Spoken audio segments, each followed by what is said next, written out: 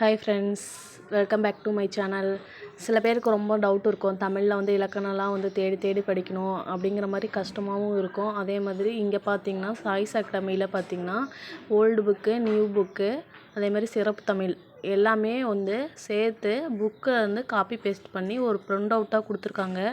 உங்களுக்கு தேவைப்பட்டுச்சுன்னா அவங்களோட டெலிகிராம் சேனலில் போய்ட்டு சர்ச் பண்ணி ரெஃபரன்ஸ்க்காக வச்சுக்கோங்க. முதல்ல உங்கள்கிட்ட இருக்க ஓல்டு புக்கு வந்து முடிச்சுட்டு அதுக்கப்புறம் நியூ புக்கு, ஓல்டு புக்கு இருந்துச்சுன்னா முடிச்சுட்டு அதுக்கப்புறம் இந்த ரெஃபரன்ஸ் ஃபைலை எடுத்து பாருங்கள். உங்களுக்கு கொஞ்சம் கிளாரிஃபை ஆகும்.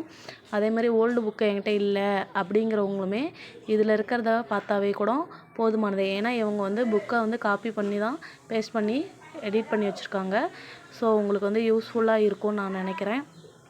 இதை வந்து படிச்சுக்கோங்க. இதில் ஏன்னா ஃபுல் அண்ட் ஃபுல் தமிழ் வந்து இலக்கணத்தில் வந்து நம்ம 80% எடுக்கலாம் அப்படிங்கிற மாதிரி இருக்குது. ஏன்னா full and full old book, new book, சிறப்பு தமிழில் இருக்க எல்லா பிடிஎஃப்புமே ஒரே இதில் இருக்குது. முடிஞ்ச அளவுக்கு புக்கு இல்லாதவங்க இது கூட ப்ரிண்ட் அவுட் போட்டு படிக்க ஆரம்பிச்சிருங்க.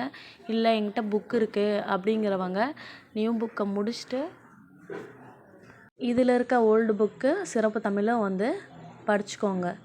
இது வந்து டிஎன்பிஎஸ்சி படிக்கிறவங்களுக்கு தமிழ் வந்து ரொம்ப யூஸ்ஃபுல்லாக இருக்கும். ஏன்னா ஒரே பிடிஎஃப்பில் எல்லாமே கிடைக்குதுங்கும் போது நமக்கு ரொம்ப யூஸ்ஃபுல்லாக தான் இருக்கும். இதில் பாருங்கள், சிலபஸ் வைஸ் எல்லாமே A to Z வந்து கொடுத்துருக்காங்க. இதில் வந்து நம்ம ஃபுல்லாக ப்ரிப்பேர் பண்ணாவே கூட நம்ம தமிழில் எப்படியும் 80 மார்க் எடுத்துடலாம்.